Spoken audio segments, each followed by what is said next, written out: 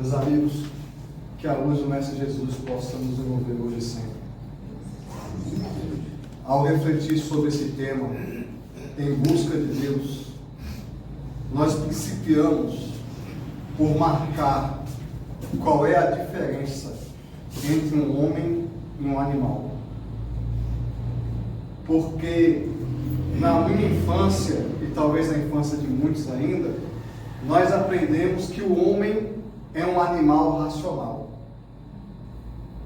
Mas hoje, com o movimento de defesa dos animais e com a convivência qualificada que as pessoas estão tendo com os animais em casa, nós sabemos que os animais têm inteligência, que os animais têm sentimento e que os animais têm até raciocínio estratégico, como uma onça caçando. Não é a mesma inteligência de um Einstein, de um Lavoisier, mas é uma inteligência.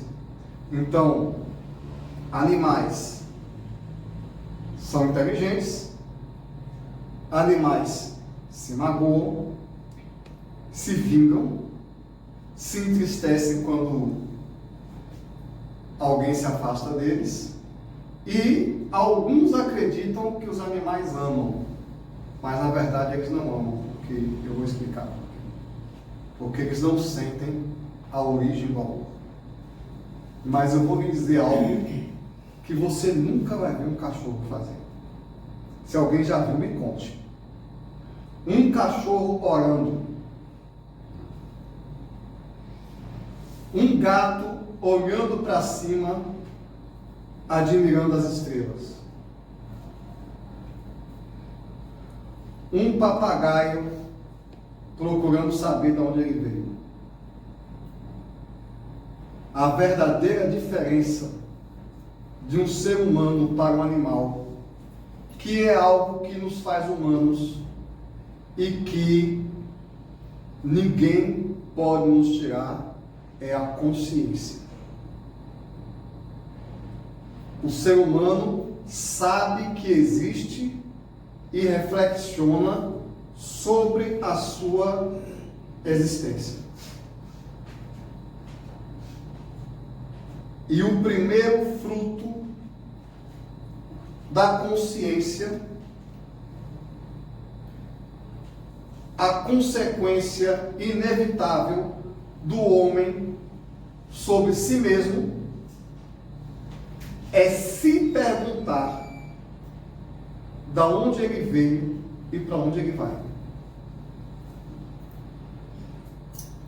E se perguntar por que é que ele está aqui. Ou seja,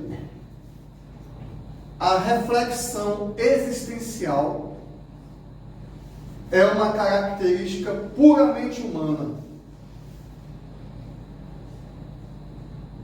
E nenhum ser humano pode escapar dela. Todo ser humano pensa, reflete sobre quem ele é, sobre a origem dele e sobre o seu destino. E é por isso que eu vou aqui abrir um parênteses. Existe um movimento em relação aos animais exagerado, de compaixão irracional, que chega a equacionar a vida de um animal com a vida de um ser humano. Mas não é. Porque os homens são seres conscientes da criação. Os homens são os únicos seres que reflexionam sobre a sua existência e, por consequência, são os únicos seres que podem conceber a Deus e procurar imitar o Criador. Então, jamais a vida de um cachorro vai valer mais do que a vida de um ser humano. Isso parece óbvio, né? Eu estou dizendo isso. Eu estou dizendo isso porque tem muitos animais que são muito mais bem tratados que as pessoas. Que parece que nós esquecemos o valor da vida.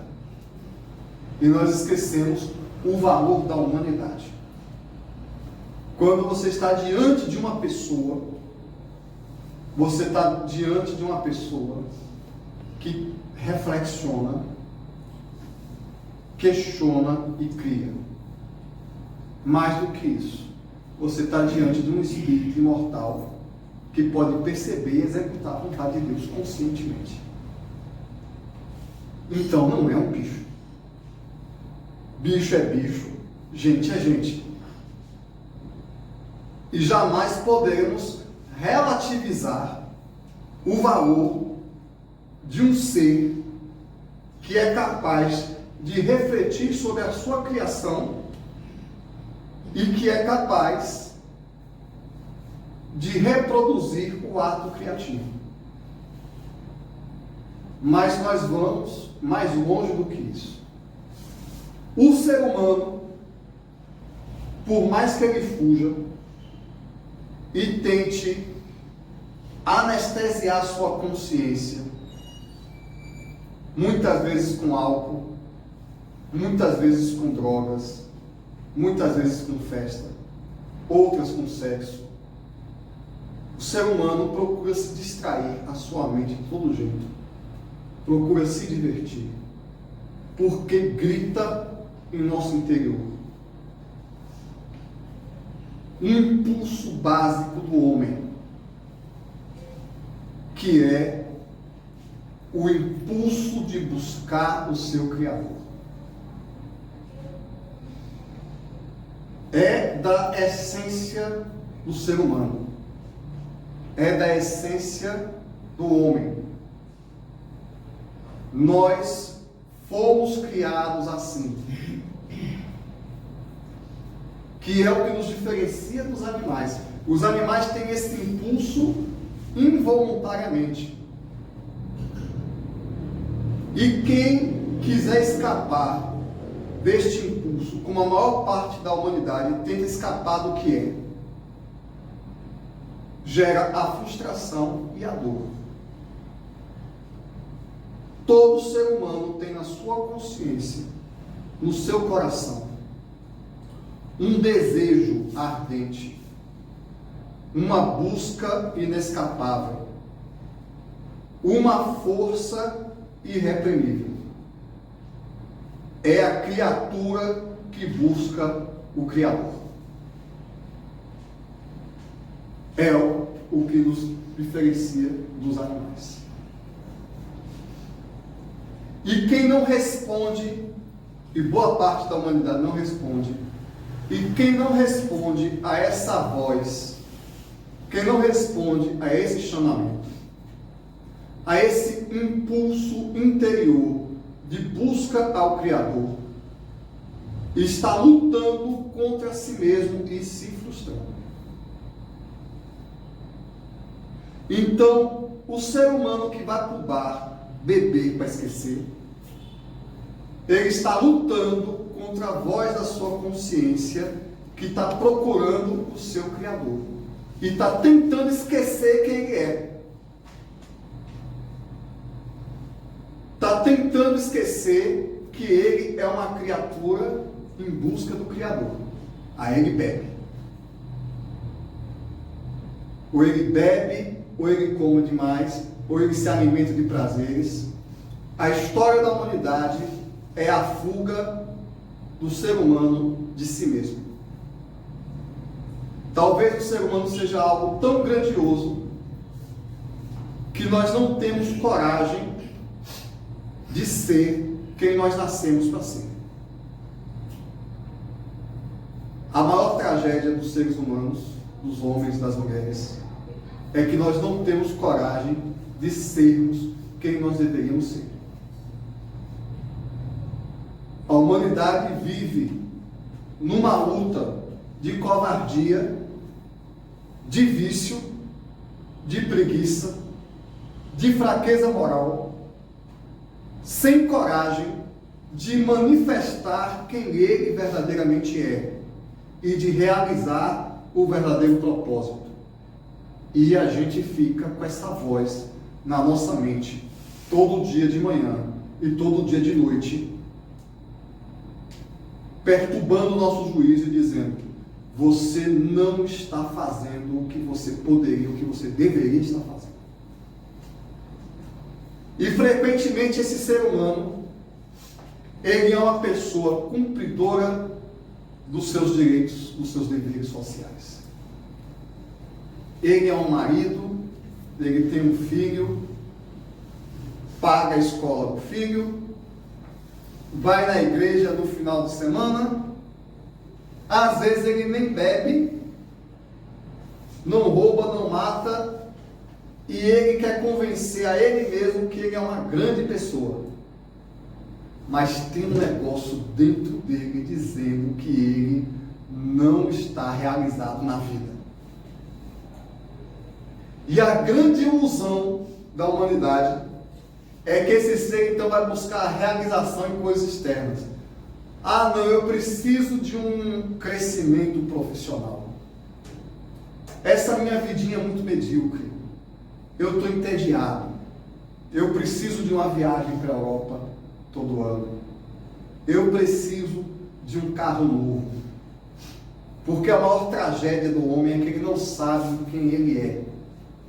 Ele sente uma angústia existencial. O ser humano sente uma insatisfação íntima. Ele tem uma boa casa, ele tem uma boa comida, ele leva o filho dele para a Disneylândia todo ano, ele dá festa para os amigos, ele compra um belo peru de Natal, reúne a família com um vinho muito caro e no dia seguinte ele continua insatisfeito. Porque nós não somos animais. Se nós fôssemos animais, só bastava comida, sexo e sono. Só bastava uma bela cama de veludo e uma bela alimentação. E a gente fica se tratando como se nós fôssemos animais. Mas como nós não somos animais, a gente tem uma necessidade premente. A gente tem um impulso, uma inquietação interior, uma angústia existencial, uma força, algo que a gente não consegue reprimir sem sofrer duras penas. É, novamente, o impulso da criatura em direção ao Criador. Enquanto nós negarmos, enquanto a humanidade não se autodescobrir enquanto um filho de Deus que está desesperadamente em busca do Pai, nosso destino é a depressão, a ansiedade, o medo, o pânico e os vícios. E isso não depende de formação religiosa, nem de formação intelectual.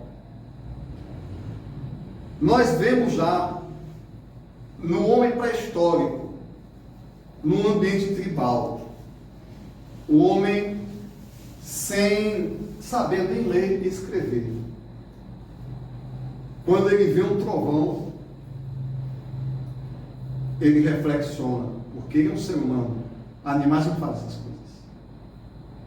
Quem é que é capaz de ver um raio, um trovão, e não sentir que existe algo lá fora maior do que você? Quem é que é capaz de entrar num barco no mar e não sentir que você não tem controle sobre aquela água toda? Que aquela água toda veio de um lugar que não foi você, que você não controla. Qual será o arrogante cientista do século 21 que vai dizer impunemente que está no controle da sua própria vida? Quantas vezes a arrogância humana foi derrubada? A gente tenta controlar. Nós somos inteligentes. Nós temos um impulso criativo de irmos em busca do melhor. Então, o homem tenta controlar a sua vida, ele tenta trazer conforto.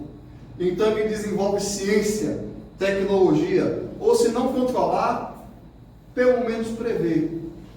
E frequentemente nesse desejo de poder, nesse desejo de possuir o que ele quer,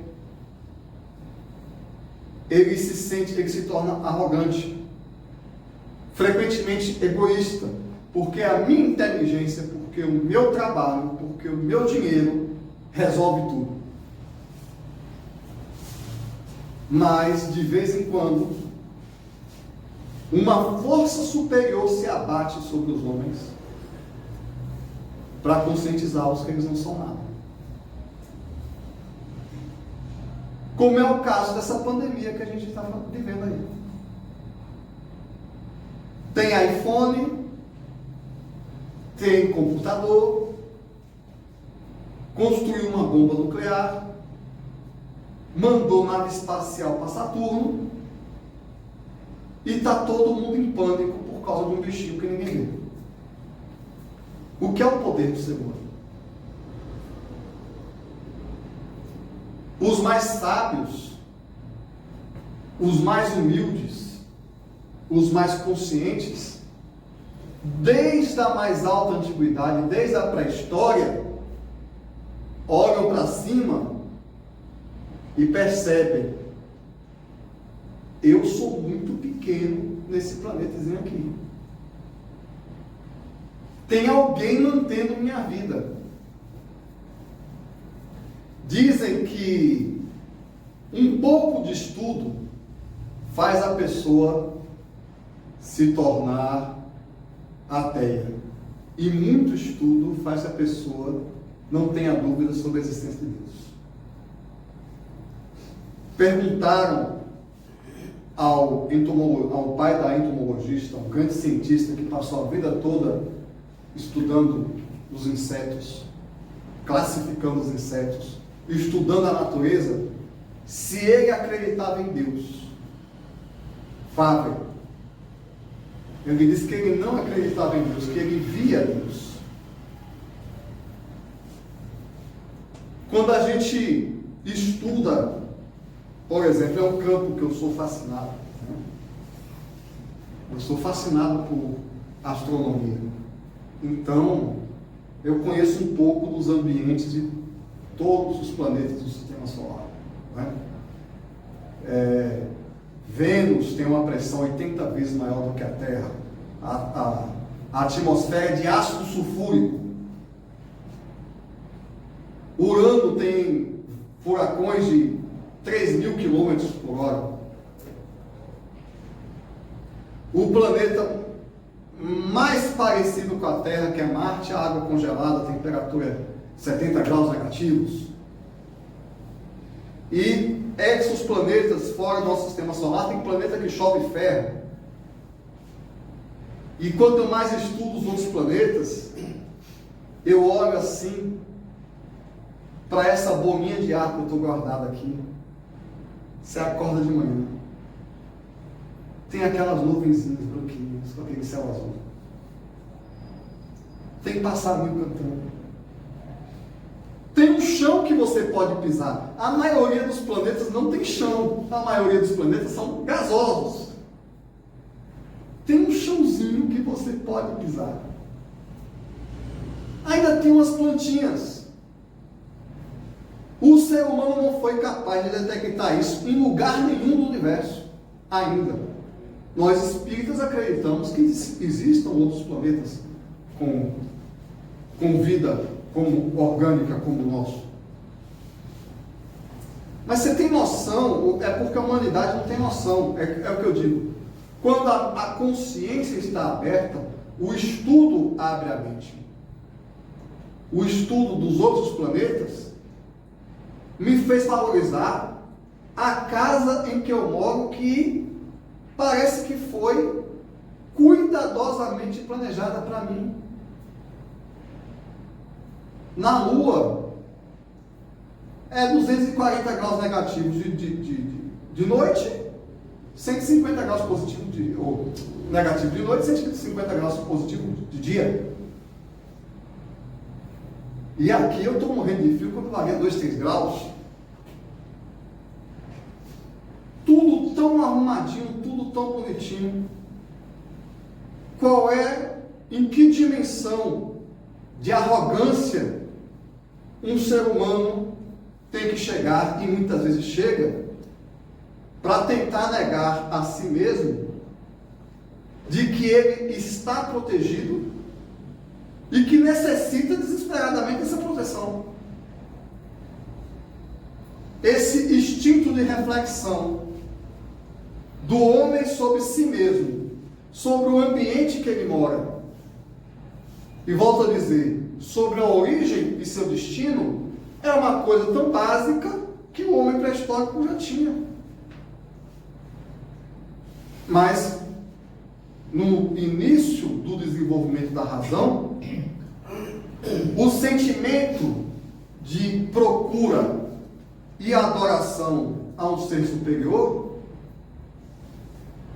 ele vai se revestir conforme a capacidade intelecto-moral do espírito.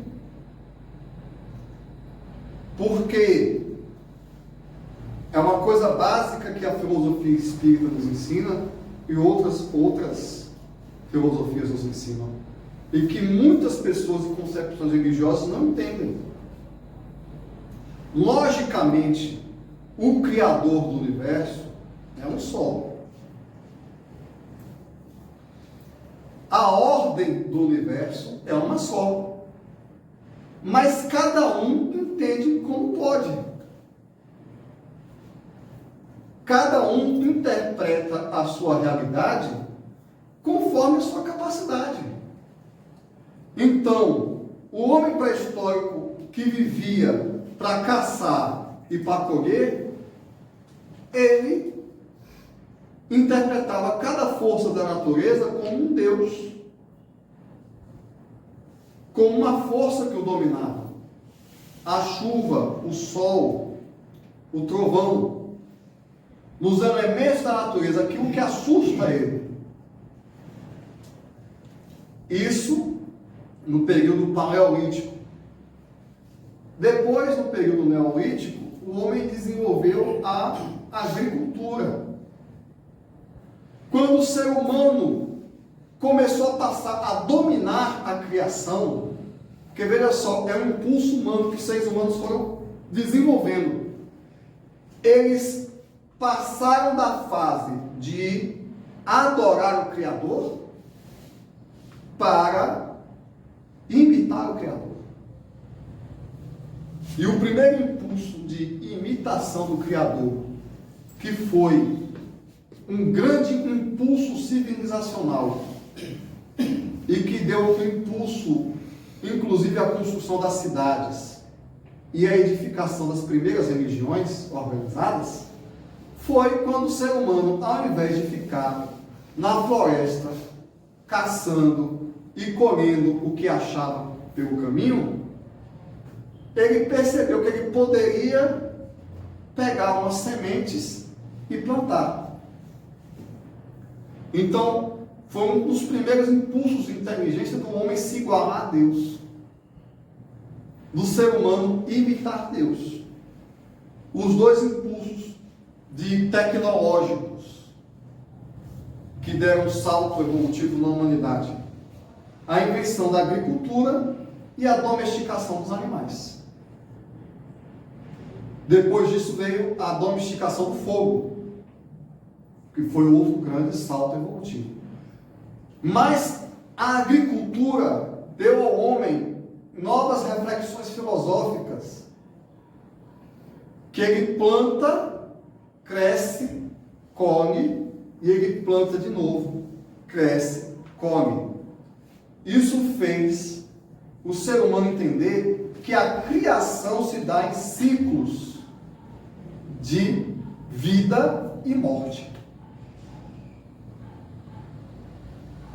Essa concepção cíclica fez as primeiras religiões imaginarem a deusa mãe como a terra, o Deus Sol como o Deus Pai que fecunda a terra, e o filho, que cresce, alimenta e morre, que são as plantas. Essa é a origem da Santíssima Trindade. Deus Pai, Deus a Mãe e Deus Filho. Pai, Filho e Espírito Santo. Na teologia católica, que na verdade é uma transposição das primeiras grandes civilizações da antiguidade, que era a civilização egípcia, que tinha na trindade de Ísis, Horus, Osíris, Ísis e o filho deles, que é o deus Horus. E o Nilo, o rio Nilo, como um deus que dava a cheia. Depois as plantas cresciam e as plantas morriam para o ciclo voltar a acontecer. A deusa mãe, o rio, o Deus Pai, o sol, que o faraó Akenaton tentou colocar como Deus único, e o Filho. É aí que veio brotar as primeiras trindades de deuses. E a gente acha que isso veio do catolicismo e veio do cristianismo, quando na verdade isso é originário do que Herculano Pires chama de horizonte cultural agrário. No livro O Espírito e o Tempo, que inclusive ele fala que surgiu os primeiros cultos mediúnicos, os primeiros médiuns, as manifestações mediúnicas, que já existiam na pré-história, mas nesse momento em que começa a história, que o homem domina a agricultura, que ele se fixa na terra, que ele constrói cidades, então sobra mais tempo.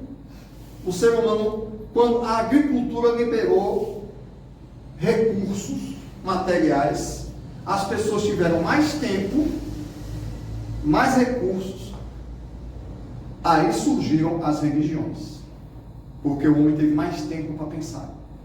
Surgiu a escrita, os mitos, as religiões e os primeiros sacerdotes.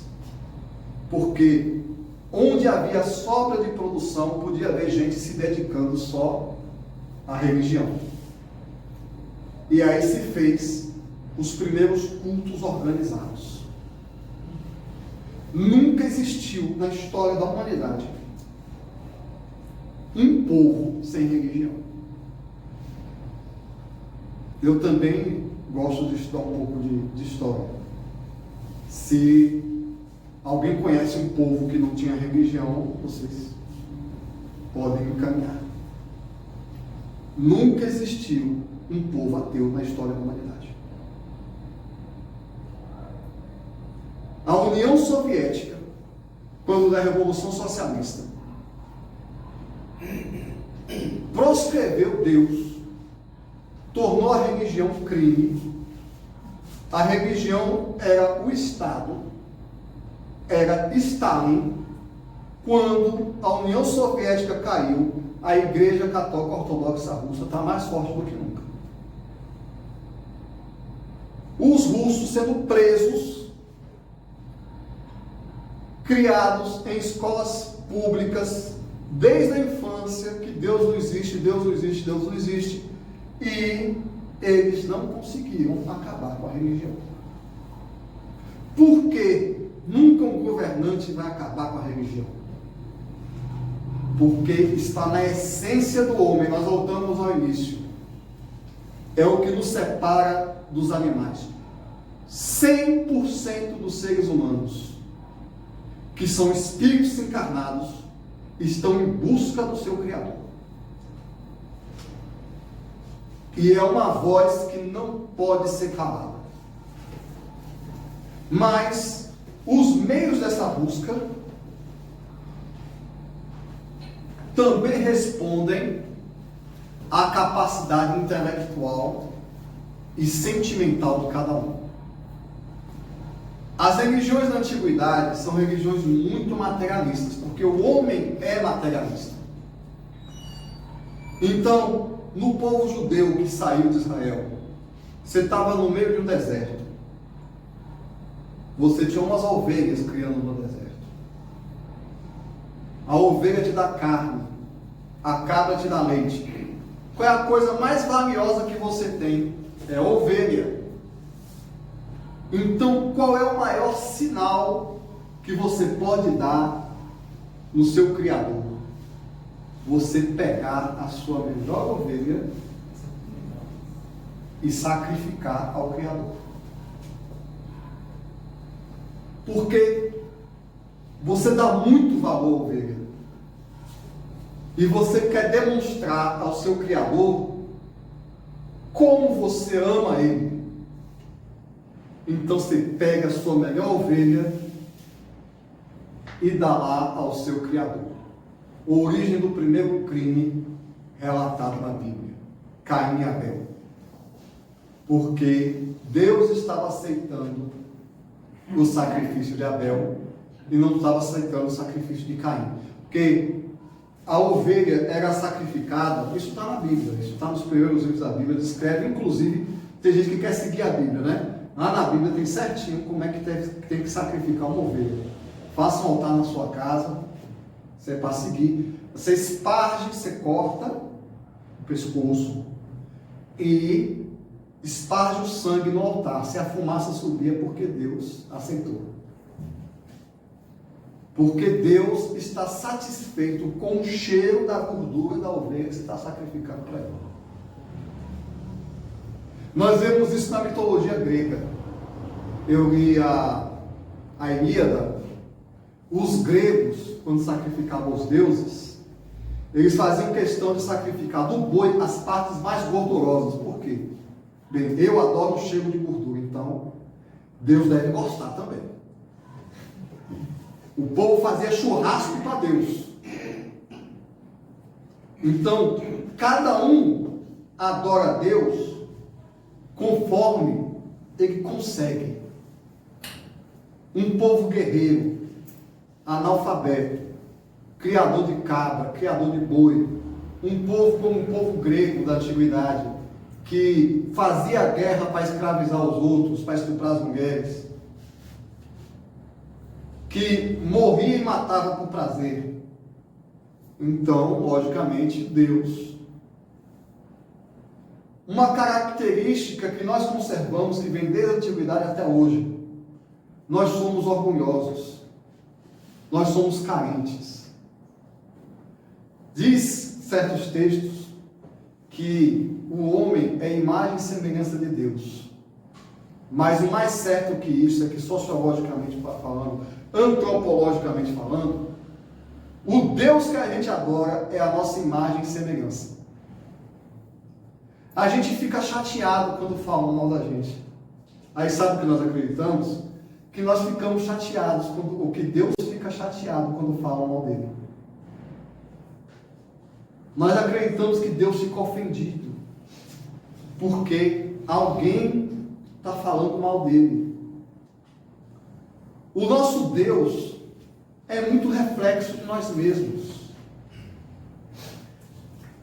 Na minha tradição familiar, eu não sei na família de vocês, mas algumas pessoas identificar, é assim: a mãe é o amor que passa a mão pela cabeça, e o pai é a punição. Minha mãe diz assim: ó, meu filho, se você não se comportar, eu vou levar o assunto para o seu pai.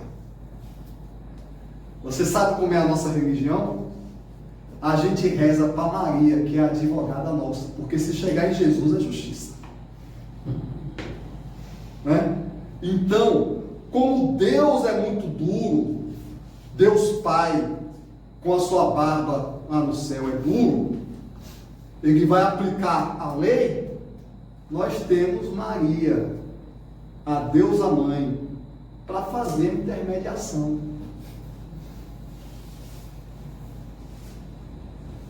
É por isso que o culto mariano é tão amplo, porque boa parte da humanidade se sente muito mais à vontade de confessar suas fraquezas para uma mulher do que para um homem. Então a nossa religião é o reflexo puro dos nossos conflitos familiares. Isso está marcado desde a origem origem da filosofia grega, onde Zeus, o líder dos deuses, se tornou líder dos deuses porque matou Cronos, que era o pai dele. Né? Isso reflete o quê? Os nossos conflitos familiares, o conflito de geração entre pai e filho, estava lá na mitologia grega. Então, cada um entende Deus como consegue, porque cada um coloca o seu Deus do seu jeito. Você comprou um carro novo, é a coisa que me deu mais satisfação esse ano, e você quer homenagear a Deus. Aí você bota um adesivo lá, propriedade de Jesus. Esse carro não é meu, não é de Jesus. Ele olha para o céu e diz: ó Pai, eu estou te oferecendo meu carro. Deus é o Criador. Deus é fiel. Né? Deus é fiel. Deus é o Criador de bilhões de galáxias. Uma galáxia tem bilhões de estrelas, cada uma delas com vários planetas. Você sabe a importância que seu carro tem para Deus? Você acha que Jesus precisa do seu carro? Será que Jesus só vai visitar alguém se ele pegar seu carro e botar gasolina para ele? Mas você está oferecendo o seu carro para Jesus, mas o uso é seu. Porque se alguém bater no fundo do seu carro, já deixa de ser Jesus, já passa a ser o Satanás, que já passa a ser né? E as pessoas ficam assim, com raiva. Fulano não acredita em Deus.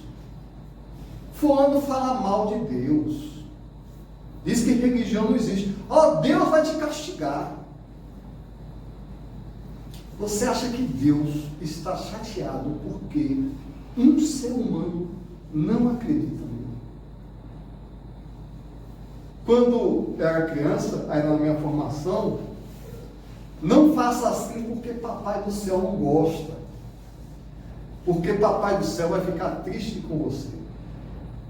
Existe, ainda nas nossas religiões, as pessoas procuram fazer aquilo que agrada a Deus. É muita arrogância humana. Gente, nós somos muito pequenos. Não existe nada que nós façamos que vai fazer o Criador do universo ficar mal-humorado, pelo amor de Deus. Eu vou voltar a dizer: o Criador de bilhões de galáxias, bilhões de estrelas, está depressivo porque Marcelo disse que ele não existe. Quem sou eu diante de Deus? Menos do que um verme, menos do que uma bactéria. Existem mais planetas no universo do que grãos de areia nas nossas praias. Mas Deus vai ficar chateado com você. Ele está estressado contigo. Ele não acordou bom hoje não. Ou pior ainda, né? Tem um músico que é um homem romântico, né? Quando quer enrolar a mulher, vai trocar de coisa. Diz que quando ele criou a amada dele, Deus estava namorando, porque Deus só sabe fazer coisa bonita quando está de bom humor. Que ele acorda assim meio, né? E pior do que isso, a nossa concepção religiosa é tão primitiva que a gente acha que no sétimo dia Deus foi descansar. Quando na verdade isso foi a primeira legislação trabalhista da história da humanidade. Foi só para as pessoas pararem de trabalhar e dedicarem um dia a assuntos espirituais, foi só isso. Foi essa a intenção de Moisés. Mas a gente imagina que Deus ficou cansado, porque ele estava se esforçando, né? Na Bíblia se fala sobre a ira de Deus. Quando falam de mim, eu fico irado, então Deus deve ficar retado também. E aí, as pessoas vão para as igrejas pedir as coisas a Deus. Deus faça isso, Deus providencie isso, porque eu estou te homenageando, porque eu estou gritando o seu nome, eu estou te glorificando, então eu quero a minha casa nova no final do ano. Né? Primeiro, é um Deus carente, vaidoso e injusto. Ele serve a quem, eu vou usar um termo chulo, puxa o saco dele, para ficar claro. Então você está bajulando Deus, você não presta, mas você está lá chamando o nome de Deus. Seu irmão está trabalhando feito um condenado. Você é meio preguiçoso, acorda meio-dia, porque acordar antes do meio-dia é desumano. Mas no resto da tarde você está clamando o nome de Deus, homenageando. Então Deus vai te dar a sua casa.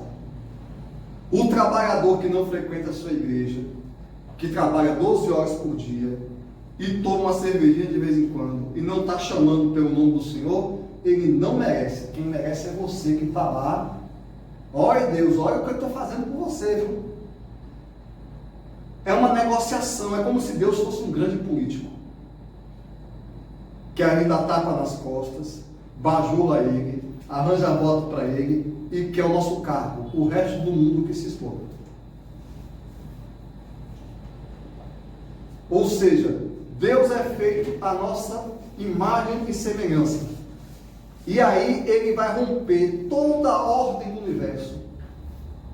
Porque o universo tem ordem, o universo tem gerência, tem uma ordem que faz o sol nascer todo dia, tem a ordem dos ventos, tem a ordem da chuva, tem a ordem das flores, tem as estações do ano. Está tudo no lugar, mas Deus vai tirar tudo do lugar e vai satisfazer o seu desejo, porque você está pedindo a Ele, porque você fica glorificando o nome dEle. Ele tem que tirar tudo do lugar para te satisfazer.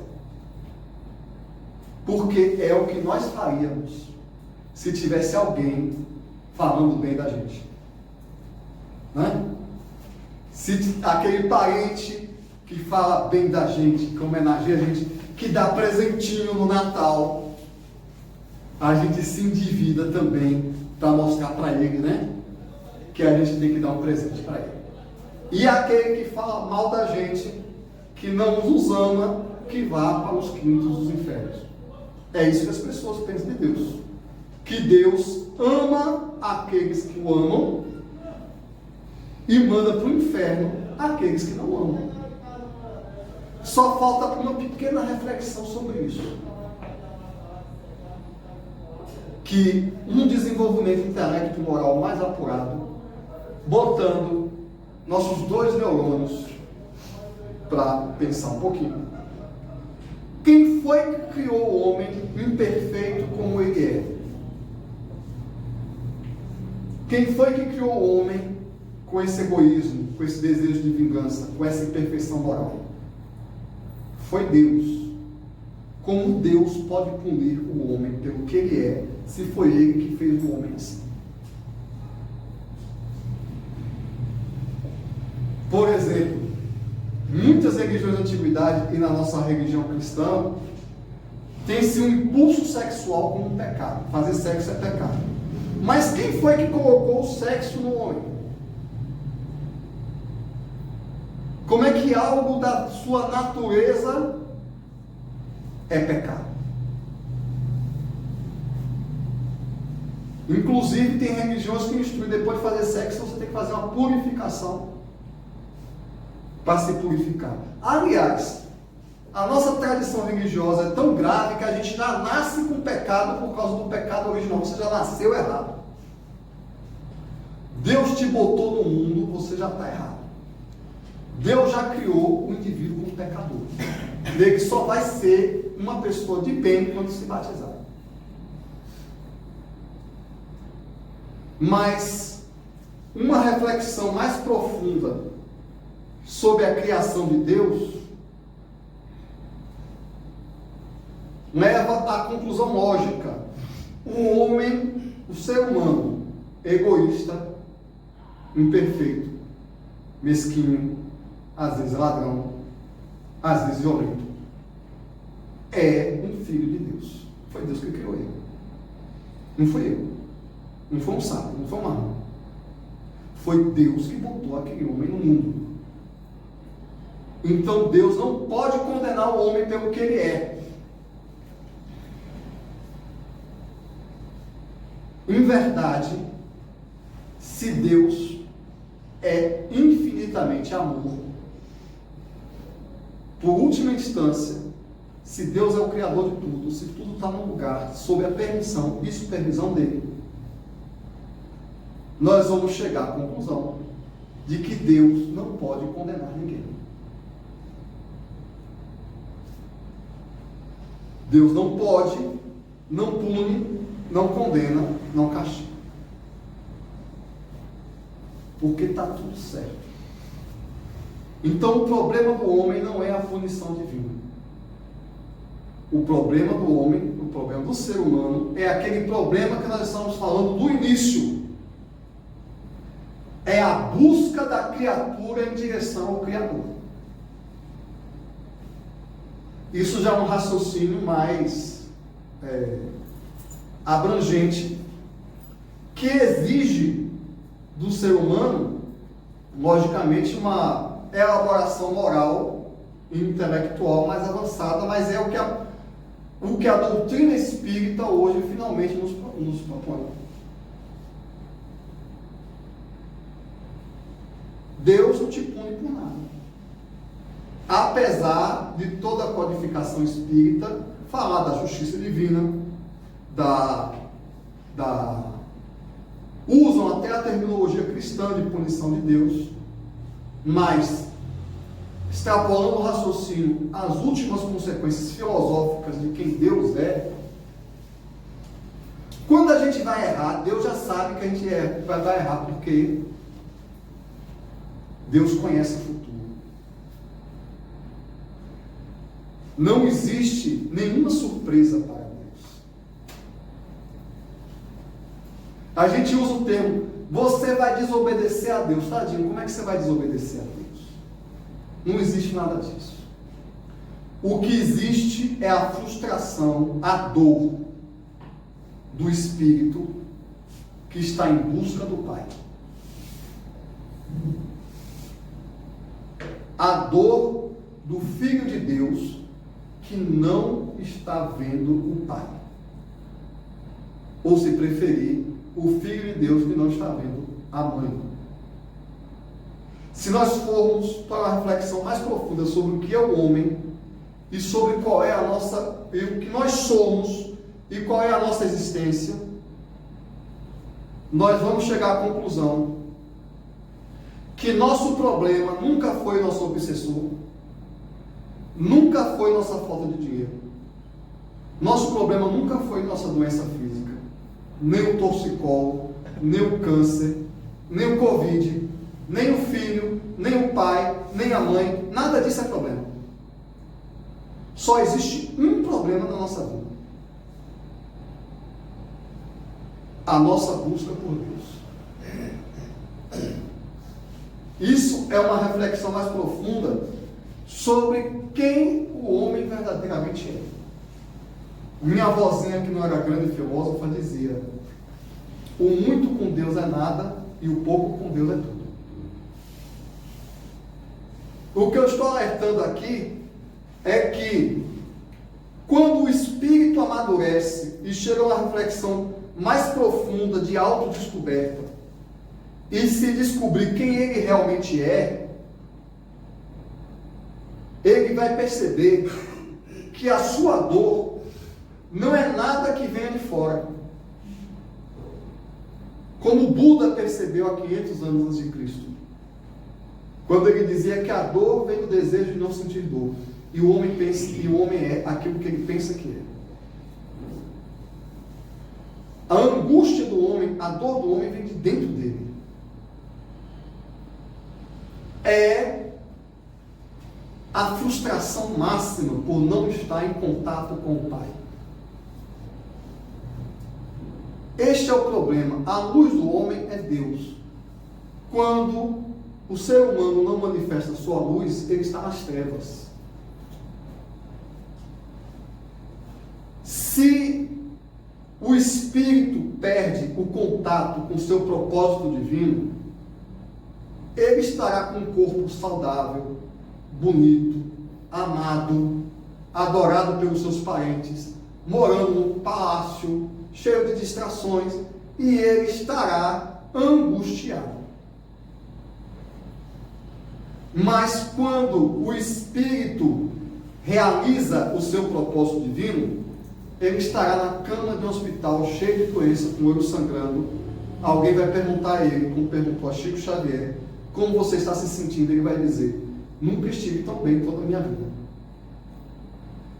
No livro dos Espíritos, Kardec pergunta aos Espíritos onde está escrita a lei de Deus. E os Espíritos respondem: na consciência. E estudando Espiritismo prático, a vida no mundo espiritual, a gente vê, né? Edson pode relatar aí, alguma reunião mediúnica você viu um espírito dizendo que a mão de Deus puxou ele para baixo? Eu vi Deus, ele amarrou um cordão em mim e puxou para as trevas. Quem puxa um espírito para as trevas, senão a sua consciência trevosa? Também não vemos relatos dizendo: olha, os anjos me colocaram no céu. Quem eleva o espírito iluminado, senão a sua consciência iluminada? Quando o ser humano encontra Deus, ele tem tudo. Quando ele não encontra, ele não tem nada. Kardec ainda pergunta no livro dos Espíritos: qual é o fundamento da felicidade? Os Espíritos respondem: a consciência pura e a fé no futuro. Isso está lá na carta aos Coríntios de Paulo: a fé, a esperança e o amor. E é por isso que um animal não ama, como eu disse no início, porque o amor é fruto da consciência de Deus. O ser humano só ama quando ele manifesta a Deus. Então, as virtudes teologais, como são classificadas as virtudes de Paulo no Evangelho, a fé, a esperança, o amor, são frutos da consciência de Deus no Espírito. Quando o homem tem, o ser humano tem a consciência tranquila pelo cumprimento do dever, ele tem fé que o Criador vai proteger ele, e ele tem esperança no futuro. O criminoso, ele tem o futuro dele, porque ele teme a justiça divina, ele teme as consequências do que ele fez. Mas o justo, que está cumprindo a lei de Deus, que não está escrita em livro sagrado nenhum, mas na sua consciência. E Kardec ainda pergunta aos espíritos: se a lei de Deus está escrita na consciência, por que as pessoas fazem o mal? Porque as más paixões sobrepujam a voz da sua consciência. Então, a voz de Deus não está fora. Kardec ainda diz, os espíritos ainda dizem: é por isso que precisa vir os missionários, para lembrar os homens a lei de Deus. Porque os homens se afastam da lei de Deus, porque suas más paixões, o egoísmo, a vaidade, o orgulho, o vício, amortecem a voz de Deus que está dentro de si. Mas se cada um seguisse sua consciência, não precisaria existir religiões no mundo. Só existe por causa da dureza do nosso coração. E esse é o desafio colocado para o homem do terceiro milênio. O maior desafio da vida. Até o passado, a gente vivia, muitos vivemos até hoje, ainda temos esse impulso. A gente vive para tentar provar para si mesmo e para os outros que nós somos uma grande pessoa. Então, a gente tem adoração exterior, atos exteriores, procura agradar os outros, procura fazer o que a sociedade acha certo.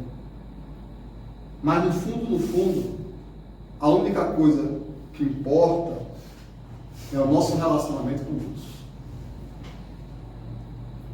Porque o nosso dever, em absoluto, é para com o nosso Criador.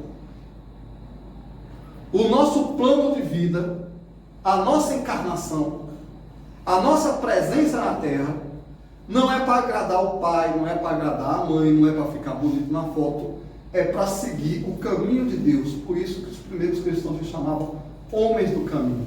E o mais complexo disso é que o caminho de Deus é diferente para cada um de nós, porque cada um de nós está num momento evolutivo diferente da sua busca e compreensão de Deus.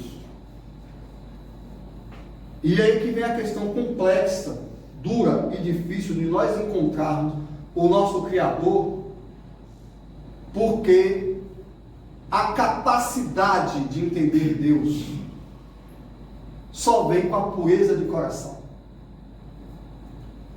É por isso que Jesus disse: bem-aventurados os puros de coração, porque verão a Deus. Então, o esforço humano nessa encarnação não é um esforço de relacionamento direto com Deus, é um esforço de busca incessante, que a gente vai durar milhões de anos para concluir. E não é um caminho sem dor, não é um caminho sem quedas, não é um caminho sem percalços. Muita gente fala em nome de Deus, pouquíssimas pessoas se purificam. E a pureza de coração, conforme o Espiritismo nos demonstra, não vem de fazer palavras bonitas, de falar do Evangelho, de falar de Jesus, de falar de Deus. A pureza de coração se alcança com caridade, sacrifício pessoal, com trabalho, estudo, oração e reflexão. A autopurificação e a descoberta de Deus é um caminho árduo, mas é o único caminho possível para a felicidade do espírito. Deus não espera da gente que a gente chegue perfeito. Deus espera da gente, nós esperamos que nós estejamos em busca, em descoberta. Não é nosso dever entender a vontade de Deus, porque nós não temos nível evolutivo para isso. Não é nosso dever executar a vontade de Deus, porque nós não temos nem força moral nem entendimento para isso. É nosso dever fazer o melhor que nós pudermos, o melhor que nós conseguirmos. Paulo falava no Evangelho: o bem que eu quero fazer eu não consigo, e o mal que eu não quero eu faço. Então, não é nosso dever ser perfeito, mas é nosso dever estar em busca da perfeição. E se hoje de noite nós botarmos a cabeça no travesseiro e tivermos uma conversa com Deus, no seguinte sentido: eu sei que eu errei, eu sei que eu fiz coisa errada, e eu sei que eu não fiz um bem que eu deveria ter feito, mas eu tentei, eu fiz o melhor que eu pude hoje. Então todos nós vamos dormir com a consciência tranquila e vamos acordar bem amanhã de manhã. Quem não estiver preparado ainda para ser esse tipo de diálogo, amanhã de manhã a vida recomeça. A nossa oração é para entendermos a vontade de Deus da melhor forma possível.